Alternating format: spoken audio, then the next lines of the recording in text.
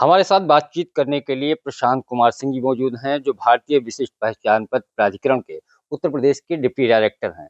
इस समय सबसे ज़्यादा जो दिक्कत है और ख़ास तौर पे स्कूली बच्चों को या ऐसे लोगों को जिनकी डेट ऑफ बर्थ या नाम में मिसिंग हो गई है, वो बड़ी परेशानी हो रही है। चूँकि अब ज़िलों में जो पहले सर्विस प्रोवाइडर के तहत, थर्ड पार्टी के तहत बनवाया जाता है, वो सेवाएँ समाप्त हो गई हैं। इसी मुद्दे पे बातचीत करने के लिए प्रशांत जी हैं। प्रशांत जी, इस वक़्त ज़रूर आप लोगों ने डेट ऑफ बर्थ को लेकर के एक आदेश दिया, जो यूपी सरकार ने भी जारी कर दिया कि डेट ऑफ बर्थ हर जगह मान्य नहीं होगी, सर्विस में हाई स्कूल की मार्कशीट ही मान्य होगी। उसके बावजूद अभी जो अभी बच्चे प्राइमरी स्तर पे हैं या केजी, एलकेजी में हैं, उनके लिए आधार बहुत मायने रखता है। वो अलग-अलग जगहों पे परेशानी हो रही है, उसको देखते हुए कितने आपके पास आवेदन आ रहे हो, कैसे उसको निजात दिलाने की कोशिश कर रहे हैं? देखिए जो आधार है वो पहली बात तो आपकी डिजिटल आइडेंटिटी है। वो आपका नागरिकता और डेट ऑफ बर्थ का प्रूफ नहीं है। पर कई जगह ये चीज़ कही जा रही थी और हमारे पास इस तरीके की बातें आ रही थी, तो इसी को हम लोगों ने क्लैरिफ़ाई किया। स्टेट गवर्नमेंट को भी बताया कि वो सबको ये सूचित करें कि ये डेट ऑफ बर्थ का प्रूफ नहीं है। दूसरी चीज़ आती है कि कोई किसी के आधार में त्रुटि से कोई गलत आधार में मतलब डेट ऑफ बर्थ गलत पड़ गई है, तो उसका एक नया अभी शेड्यूल ऑफ मतलब एसओपी निकली है, जिसके तहत वो उसको चेंज करा सकता है। बेस्ट तो ये है कि वो अपना डेट ऑफ बर्थ अपना बर्थ सर्टिफ़िकेट लेकर आएगा, उससे हम उसका संशोधन कर सकते हैं। अभी तक खास तौर पे पूरे उत्तर प्रदेश में देखा जाए तो कितने ऐसे आधार के आवेदन पेंडिंग है या जिन लोगों ने नहीं बनवाया है, जिनको स्कूल में एडमिशन लेना है या छात्रवृत्ति का कोई भी बेनिफिट अब जो सीधे अकाउंट में जाती है उसकी वजह से रुकी हुई है, ऐसी कुछ चिन्हित किए गए आप ज़रा? हम लोग जो आधार बनता है, जिसको हम लोग पेनिट्रेशन परसेंटेज के टर्म्स में नापते हैं, हम लोग 3 स्लैब्स में देखते हैं। एक तो 0 से 5 साल के बच्चे में कितने हैं, फिर 5 से 18 में और 18 से ऊपर वाले में। तो 18 से ऊपर वाले में लगभग सभी का आधार बन चुका है। 5 से 18 में लगभग 97% और 0 से 5 में अभी कम है, हम लोग करीब 24% मतलब मोटा-मोटा समझें कि उत्तर प्रदेश में जैसे 2.5 करोड़ बच्चे ऐसे हैं जो 5 साल से नीचे हैं। इसमें हर 4 में 1 बच्चे का ही आधार बना है, 4 में 3 बच्चों का आधार नहीं बना हुआ है। तो ये एक विषय है जहाँ हम लोग कार्य कर रहे हैं कि छोटे बच्चों का आधार बन पाए। दूसरा, एक बार आधार बन गया तो उसके बाद उसमें मैंडेटरी बायोमेट्रिक अपडेट बहुत आवश्यक होता है, जो कि 5 साल की उम्र में होता है और फिर 15 साल की उम्र पे होता है। उसमें भी हम लोग बहुत पीछे हैं। हम लोग ने अभी यूडाइस पोर्टल में इस डेटा को सम्मिलित किया है कि यूडाइस पोर्टल जो स्कूल वाले देख सकते हैं, उसी में ही वो देख सकते हैं कि किस बच्चे का मैंडेटरी बायोमेट्रिक अपडेट ड्यू है। तो अगर हम बात करें उत्तर प्रदेश की तो करीब 2,63,000 स्कूल हैं, जिसमें करीब 4 करोड़ से ऊपर बच्चे पढ़ रहे हैं। पर अभी उसमें केवल 1 करोड़ बच्चों का मैंडेटरी बायोमेट्रिक अपडेट पेंडिंग है, जो हम स्कूलों में कैंप लगवा के करा रहे हैं। तो ये समय के अनुसार चीज़ें हो जाएँगी क्योंकि बच्चों के तो बन रहा है, चलिए आप लोग चूँकि ज़रूरी था उनका एडमिशन या फिर छात्रवृत्ति या बहुत सारी दिक्कत आ रही थी।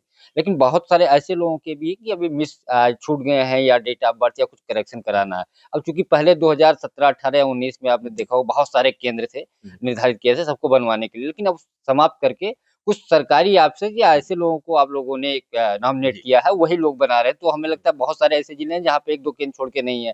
या हुँ। बहुत सारी दिक्कत आ रही, तो उसको कुछ बढ़ाने की या कुछ और जी। केंद्र स्थापित करने की योजना? अभी अगर हम मौजूदा स्थिति की बात करें तो करीब 11,000 सेंटर्स उत्तर प्रदेश में हैं, जहाँ आधार का कार्य होता है। इसमें एक बहुत इम्पोर्टेंट होता है जैसे आधार सेवा केंद्र, जहाँ 1 से ज़्यादा मशीनें होती हैं, कुछ जगह 4 मशीनें, कुछ जगह 8 मशीनें, कुछ जगह 16 मशीनें होती हैं। ये अभी 12 जिलों में, उत्तर प्रदेश में 75 जिलों में, 12 जिलों में ये सुविधा मौजूद थी कि जहाँ आधार सेवा केंद्र थे, जहाँ 1 से ज़्यादा मशीनें थीं। इसको हम लोग अब फैला रहे हैं, ये 71 जिलों में हो जाएगा अगले 3-4 महीनों में। जब उसी जिले में ही आपको आधार सेवा केंद्र मिल जाएगा, जहाँ 1 से ज़्यादा मशीनें कार्य कर रही होंगी। 16 मशीनें हैं, वहाँ मोटा-मोटा 1000 रेज़िडेंट्स सर्विस होते हैं 1 दिन में और जहाँ 8 मशीनें हैं, वहाँ लगभग 500 रेज़िडेंट्स का कार्य होता है। तो डेफ़िनेटली उनको काफ़ी सुविधा मिलेगी उन जिलों में जहाँ ये आधार सेवा केंद्र आ जाएँगे। पिछले दिनों मुझे याद है उत्तर प्रदेश के मुख्य सचिव और प्रमुख सचिव बेसिक शिक्षा अधिकारियों के साथ शायद आप लोगों की भी मीटिंग हुई होगी। उन्होंने निर्देश दिया था खास तौर पे स्कूली बच्चों को लेकर के वो आप लोग कैंप के तौर पे काम कर रहे जी। हैं। तो रिस्पॉन्स उसका सही आ रहा है, चीज़ें मतलब बच्चे जिनका आधार है वो अपडेट हो रहा है, जो चीज़ें गलती या त्रुटि की वजह से चूँकि अब ठंडी का मौसम चल रहा है, उनको स्वेटर का पैसा जाना था, जूते का पैसा जाना था, या आने वाले समय में और सारी जो सुविधाएँ हैं, वो रुक जाती थी। नहीं, इस कैंप्स के ज़रिए बहुत फ़ायदा हो रहा है। उत्तर प्रदेश में लगभग पर डे करीब 26 से 27,000 मैंडेटरी बायोमेट्रिक अपडेट होते हैं।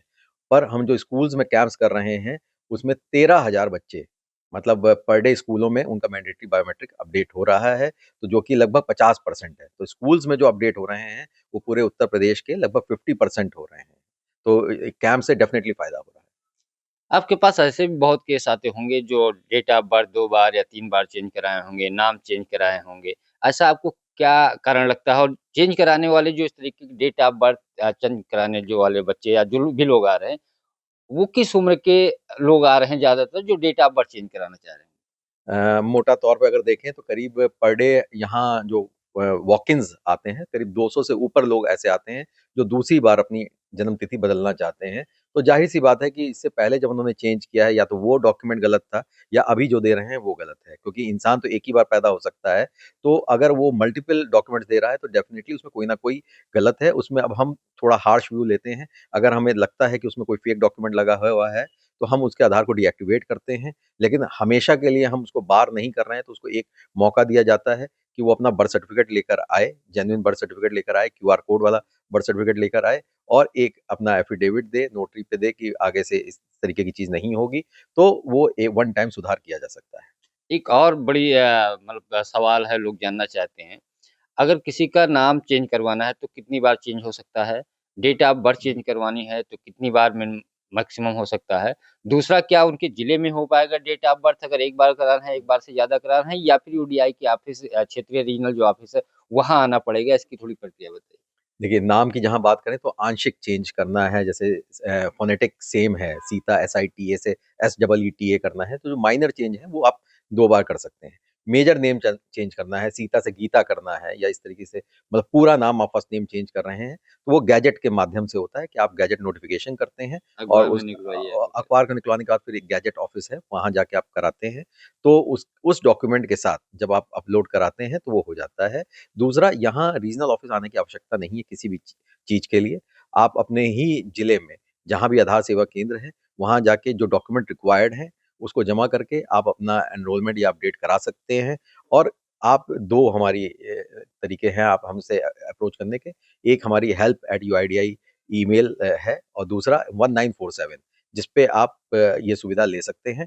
फिज़िकली आपको रीजनल ऑफ़िस आने की आवश्यकता नहीं होती है। यानी जिले में 2 बार नाम चेंज करा सकते हैं। अगर जिले से बाहर अब तीसरी बार चेंज कराना है तो उनको गज़ट कराना होगा, अखबार में विज्ञापन निकलवाना होगा जो एक कॉलम वर्ग जी, निकलता है जी। और वो क्या उस फिर जिले में हो जाएगा या आपकी यूडीआई के ऑफ़िस आना पड़ेगा? वो भी जिले में ही सेंटर पे ही हो जाएगा।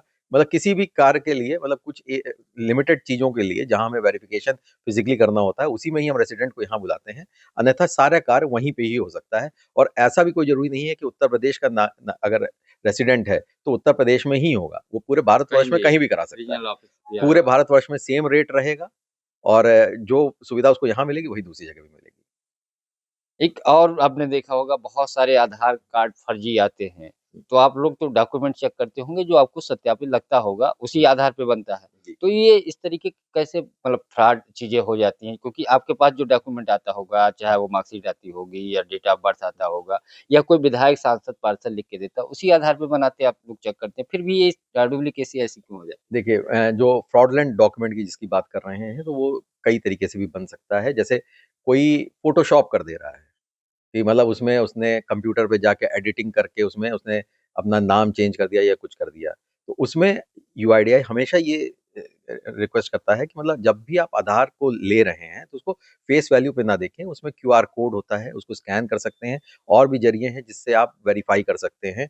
वेरीफ़ाई आधार स्टेटस साइट पे जाएँगे, आप आधार नंबर डालेंगे, तो अगर वो आधार नंबर एक्ज़िस्ट करता है तो वो बताएगा। अगर उसको मतलब फ़ोटोशॉप करके बनाया गया है, तो वो बता देगा ये एक्ज़िस्ट ही नहीं करता है। अगर एक्ज़िस्ट करता होगा तो वो 2-3 पैरामीटर्स बता देगा, 10 साल का एज बैंड, कि जिस वो व्यक्ति जैसे 20 से 30 साल के बीच का है, वो बता देगा, किस स्टेट का है ये बता देगा, और मोबाइल के आखिरी 3 डिजिट्स वो बता देता है। तो आप इससे भी वेरीफ़ाई कर सकते हैं कि वो आधार सही है कि नहीं है।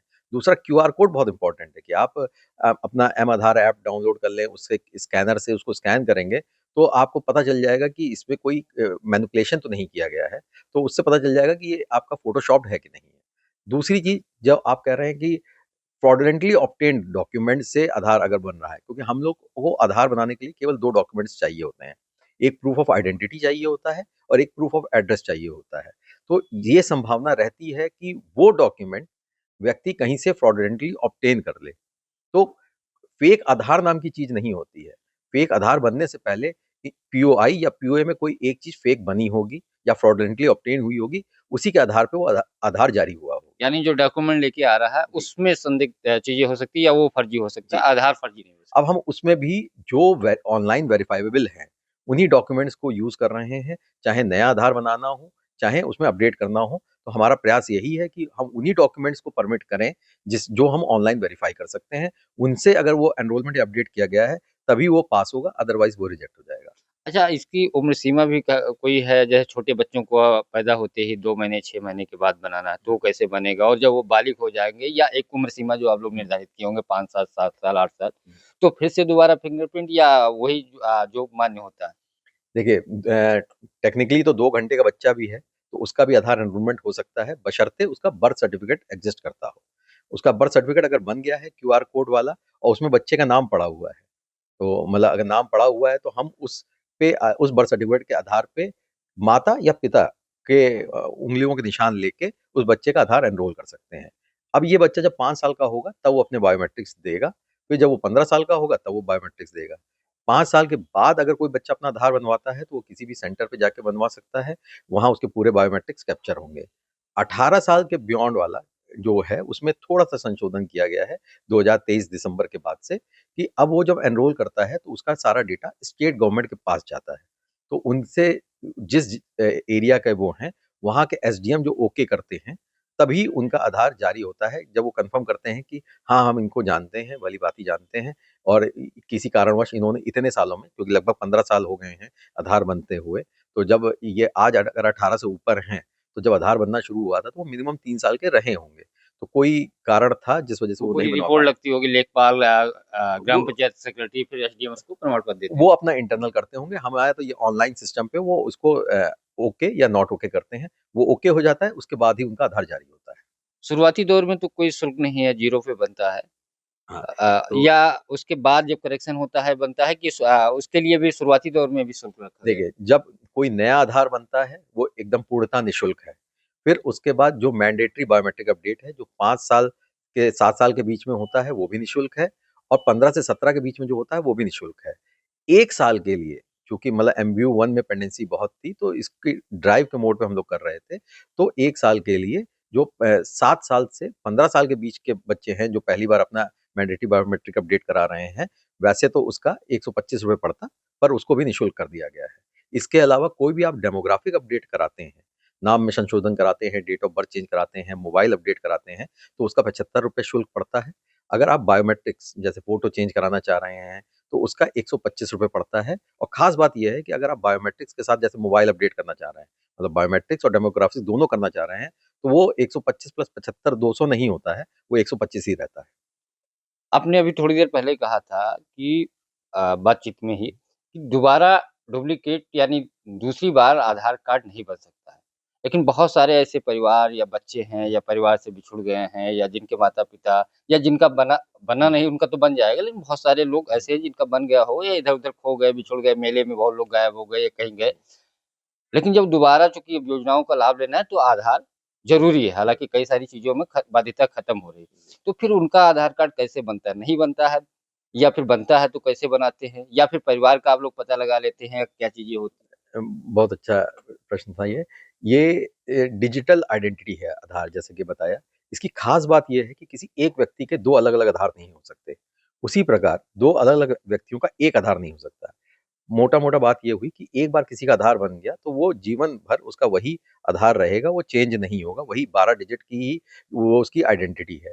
अब किसी बच्चे का आधार बना और उसके बायोमेट्रिक्स हमारे सिस्टम में हैं और दुर्भाग्यवश वो बच्चा अपने माता-पिता से बिछड़ गया और वो या सुधार गृह पहुँचा या बाल गृह पहुँचा, शेल्टर होम पहुँचा, इस तरीके की किसी जगह पहुँचा और हमने वहाँ पे कैंप लगाया।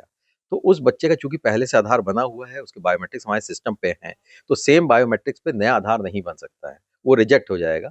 जब वो रिजेक्ट हो जाएगा तो हम ये देख पाते हैं कि उन उँगलियों के निशान पे कौन-सा आधार बना हुआ था, वो किस पते का था, फिर वहाँ संपर्क किया जाता है कि कहीं इस तरीके का कोई हादसा आपके घर में हुआ था कि कोई बच्चा बिछड़ गया था ये वो। तो इस प्रकार हम अभी उत्तर प्रदेश में करीब पिछले सार 4 सालों में 350 खोए बच्चों को उनके परिवार वालों से मिलवा चुके हैं। 4.5 लाख? ये सॉरी साढ़े तीन 350 लाख 350 350 बच्चों हाँ, को पिछले 4 सालों में। उनके परिवार को आप सौ जी, जी। तो ये तो बड़ी उपलब्धि जो पुलिस काम नहीं कर पाती है या अलग-अलग लोग काम नहीं कर पाती, वो यूडीआई ने करके दिखाया। ये एक मतलब जो आधार की जो ख़ास बात है कि मतलब एक व्यक्ति का केवल एक ही बार आधार बनेगा, ये उसी का यूज़ करके ही ये कोई बच्चे अपने परिवार वालों से मिल पाए हैं। सबसे ज़्यादा कौन-सा जिला होगा ऐसी कोई अनुमान या ओवरऑल? न इस तरीके का आंकड़ा है, लेकिन हम लोग मतलब निकालना चाहें निकाल सकते हैं। हम ये आंकड़ा मेंटेन करते हैं, लेकिन मतलब कॉन्फिडेंशियलिटी की वजह से हम उसको मतलब कहीं शेयर नहीं करते। अच्छा, ये उत्तर प्रदेश के कुछ जिले बॉर्डर एरिया में हैं, 6-7 जिले बड़ा सेंसिटिव रहता है। भारत सरकार भी इसको लेकर के उनके एसएसबी या अन्य एजेंसियाँ, केंद्रीय एजेंसियाँ भी काम कर रही हैं। यूपी सरकार की एजेंसियाँ काम कर रही हैं। इस रास्ते से संदिग्ध या ऐसे बहुत फर्जी लोग या नेपाली या बांग्लादेशी आकर के रह जाते हैं। इनको कैसे आप बारीकियों को रोकते हैं कि फर्जी आधार या जो दूसरे देशों के लोग आकर के बनाते हैं, ना बन पाए? इनको लेकर के क्या इनपुट या कैसे काम करना पड़ता है? वैसे तो 8 जिले नेपाल से टच कर रहे हैं, पर हमारा तो प्रयास ये रहता है, कहीं पे भी कोई गलत डॉक्यूमेंट हमारे सिस्टम में आके कोई आधार ना बने। तो उसका तो ये है कि हम जो भी डॉक्यूमेंट ले रहे हैं, उसको हम बैकएंड से वेरीफ़ाई करते हैं। फिर भी एडिशनल प्रयास ये रहता है कि कहीं कोई ऐसा तो नहीं है कि किसी पर्टिकुलर सेंटर से बहुत ज़्यादा आधार बन रहे हैं, कोई रात में बन रहे हैं, रात के 10 बजे के बाद बन रहे हैं। तो इस तरीके की चीज़ें हम लोग मॉनिटर करते हैं और उस पे एक्शन लिया जाता है। जैसे रायबरेली में देखा होगा बहुत बड़े पैमाने पे फर्जीवाड़ा हुआ। तो इन सबको लेकर के आपस में समन्वय यूपी सरकार या सेंट्रल गवर्नमेंट की एजेंसियों से चूँकि बहुत सारी चीज़ें सेंसिटिव होती हैं, नहीं होता है। लेकिन इसको लेकर के भी चूँकि अब आधार बहुत सारे ऐसे केस निकल के आ रहे हैं, आधार बनवा लिया, फिर सारी सुविधाओं का लाभ, फिर नागरिक बनने की कोशिश। हालाँकि भारत सरकार ने स्पष्ट कर दिया कि नागरिकता का प्रमाण पत्र आधार नहीं है। रायबरेली में जो आप केस डिस्कस कर रहे हैं, उसमें ये हुआ था कि इसमें एक ग्राम पंचायत में कुछ ज़्यादा बर्थ सर्टिफ़िकेट जारी हो गए थे, जबकि उतनी वहाँ की पॉपुलेशन नहीं थी। चाहे जो भी एजेंसी कार्य कर रही हो, उसका सबका प्रयास, चाहे यूआईडीआई हो, चाहे कोई और दूसरी एजेंसी हो, प्रयास यही रहता है कि मतलब कार्य सही हो, कहीं गलत कार्य हो रहा हो, तो उसको रोका जा सके। हमें पहले से पता चल पाए कि कहाँ होने की संभावना है या हो रहा है, तो हम उसको पकड़ पाएँ। तो वो निरंतर प्रयास है, वो चलता रहता है। अच्छा, इसमें किसी की प्रायोरिटी ज़्यादा दी जा रही है, जैसे बच्चे या स्कूली छात्र या 18 साल या किसी की नौकरी का मामला फँसा है, इन सबको अगर दिक्कत आ रही है तत्काल कराना, बहुत सारे लोगों को डेट मिल जाती है, ऑनलाइन एप्लीकेशन किया जाता है। तो इसको लेकर के अगर आपके संज्ञान में आता है या ऐसा कुछ केंद्रों पे निर्देश है कि अगर इस तरीके स्कूली छात्र या नौकरी का मामला है या किसी अन्य का मामला है, तो उनको त्वरित निस्तारित किया जाए? अभी हाल-फिलहाल जब ये जेईई और नीट के एग्ज़ाम्स हो रहे थे, तो कई उस दौरान काफ़ी बच्चे अप्लाई कर रहे थे अपना मोबाइल नंबर अपडेट करने का, बायोमेट्रिक अपडेट करने का। तो उस दौरान हम लोगों ने अपने पोर्टल पे एक अलग से ही ड्रॉप डाउन मेन्यू में दिया था कि वो बच्चे अपना ईआईडी शेयर कर सकते थे, जिसको हम लोग मतलब प्रायोरिटी पे क्लियर कर रहे थे, क्योंकि उनका वो फॉर्म भरना होता था, तो उसको हम लोग प्रायोरिटी पे क्लियर कर रहे थे। तो ये थे हमारे साथ प्रशांत जी, जिन्होंने कई सारे मुद्दों पे खुल के बातचीत की, कैसे आधार बनता है या प्रक्रिया क्या है, फीस कितनी है, छोटे बच्चों को कैसे बनता है, जब वो बालिग हो जाते हैं तब कैसे बनता है और किस तरीके के इनके पास केस आते हैं। डेट ऑफ बर्थ के सबसे ज़्यादा केस आते हैं। इसके अलावा कहाँ पे सबसे ज़्यादा आधार बन रहा है, उसकी भी मॉनिटरिंग होती है, क्यों बन रहा है? उसकी लोग इंटरनल जाँच भी करते हैं या किस टाइम आधार सबसे ज़्यादा बन रहा है। अगर संदिग्ध लगा तो इन लोग अलग-अलग एजेंसियों के समन्वय करते हैं, बताते हैं। तो बहुत सारी चीज़ें हैं। दूसरी सबसे बड़ी बात इन्होंने कही कि पिछले 4 सालों में करीब 300 बच्चों को इन्होंने गायब हो गए थे, परिवारों से बिछड़ गए थे किसी मेले में, स्टेशन पे या अन्य जगहों पे, जिनसे संपर्क नहीं हो पा रहा था क्योंकि उनका आधार कार्ड बन गया था। जब दोबारा आधार कार्ड बनवाने आए, तो वो चीज़ें पता चली कि आधार कार्ड इनका बना हुआ है और उसका कारण ये था कि उनका आधार रिजेक्ट हो गया, तो इन लोगों ने जानने की कोशिश की। तब उस परिवार से संपर्क करके ऐसे बच्चों को उनके माता-पिता या परिवार वालों से मुलाकात कराएँ। यानी जो काम पुलिस नहीं कर पा रही है या और लोग नहीं कर पा रहे हैं। Fenesta windows, beautiful and durable designs, installation से मेंटेनेंस की लाइफ लॉन्ग कस्टमर सर्विस। आपके घर में फिनिस्टा नहीं है तो कॉल कीजिए। Finer Finesta.